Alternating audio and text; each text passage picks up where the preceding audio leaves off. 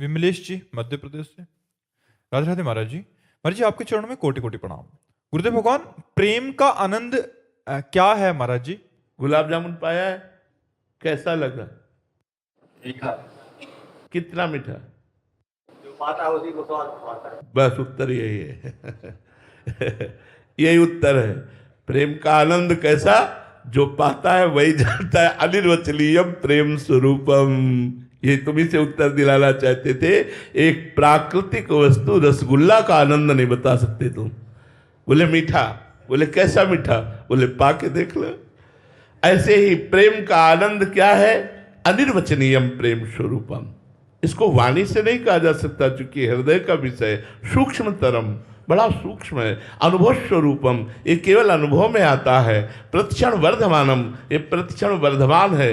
ये विनिवृत्त कामा, ये समस्त कामना रहितम, ये कामनाओं को शांत कर देता है। तो जो कामनाओं में फंसे वो प्रेम सुख को क्या जाने?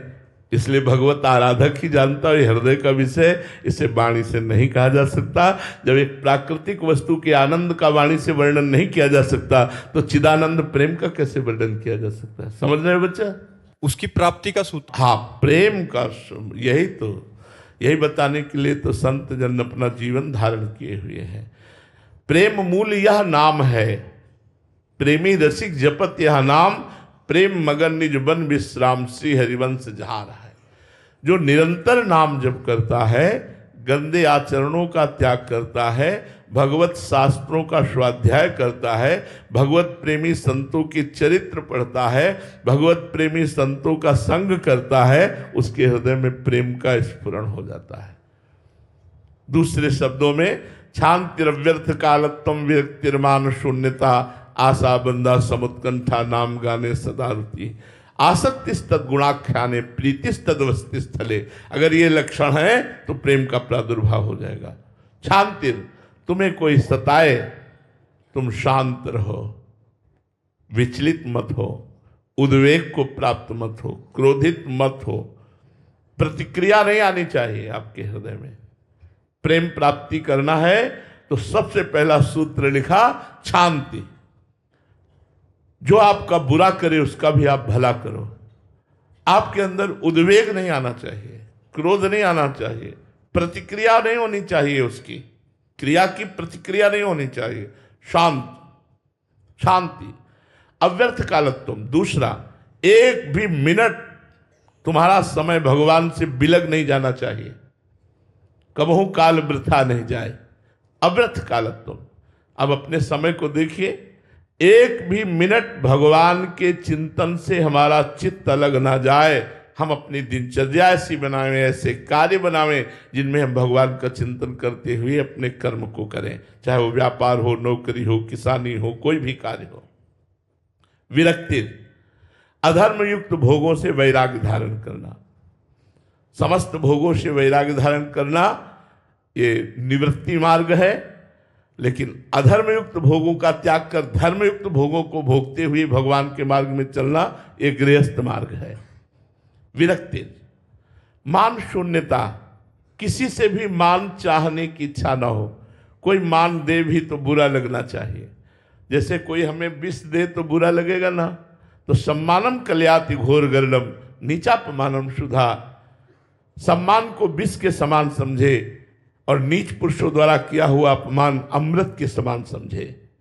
सम्मान का त्यागी ही भगवत मार्ग में आगे बढ़ता है। यद्यपि भगवत मार्ग में इसकी बहुतायत रहती है, लोग सम्मान देते हैं साधु मानकर, भक्त मानकर, लेकिन जो सम्मान को ग्रहण कर लिया वो पतित हो जाता है। इसलिए सम्मान को स्वीकार नहीं करना चाहिए अंदर से। सबहि मान प्रद आप अमानी, सबको सम्मान प्रदान करे, स्वयं सम्मान रहित रहे। मान शून्यता, आशा बंधा, ये दृढ़ आशा हो जाए किसी जन्म में मुझे भगवान की प्राप्ति होगी। गुरु कृपा से, भगवान की कृपा से, संतों की कृपा से मेरा आखिरी जन्म है, इस जन्म में मुझे भगवान की प्राप्ति होगी, ऐसी आशा बंधा। समुत्कंठा, हर समय उत्साह बना रहे, नाम गाने सदा रुचि। भगवान के नाम और गुणगान करने में एक उत्साह बना रहे, मतलब ऐसा नशा चढ़ जाए कि लोग तुमसे बचने लगे, कि खड़े हो जाओगे तो भगवान चर्चा शुरू कर देगा ये।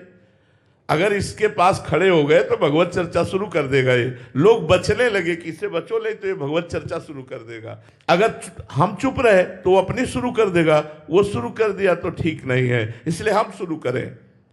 बोधयंता परस्परम कथयंति च माम नित्यम तुष्यंति च रमंति च, भगवान कह रहे। तो समुत्कंठा नाम गाने सदा रुचि, उत्कंठा पूर्वक भगवान की चर्चा करना, भगवान का नाम गुणगान करना। आसक्ति तद गुणाख्याने, भगवान की चर्चा सुनने और कहने में आसक्ति होनी चाहिए। जैसे कामी पुरुष को कामिनी की चर्चा होते एकदम पूरी श्रवणेंद्रिय उसी में लगा देगा। मोबाइल से गंदी बात देखनी, पूरी नेत्रेंद्रिय उसी में लगा देगा। कामी ही नारी प्यारी जी में लोभी जी में प्रिय दाम, तिम रघुनाथ निरंतर प्रिय लागो मोहि राम। ऐसे हम भगवान के चरित्र, भगवान की लीला कथा सुनने और गाने में आसक्त होना चाहिए। एकदम चित्त लगा के एकटक प्रवक्ता की मुख की तरफ देख रहे हैं, एक एक शब्द का पान कर रहे हैं। आसक्तिस्तद गुणाख्याने, भगवान की चर्चा करना और भगवान की चर्चा सुना। प्रीतिस्तद वसति स्थले, भगवान की लीला स्थलियों में अपार प्रीति हो। वृंदावन हमारा प्राण है, ब्रज हमारा प्राण है। हमारे भगवान ने यहाँ ये लीला की, यहाँ ये लीला की, यहाँ जिसके अंदर ये लक्षण है तो भाव का अंकुरण हो जाएगा और वो प्रीति के रूप में बदल जाएगा।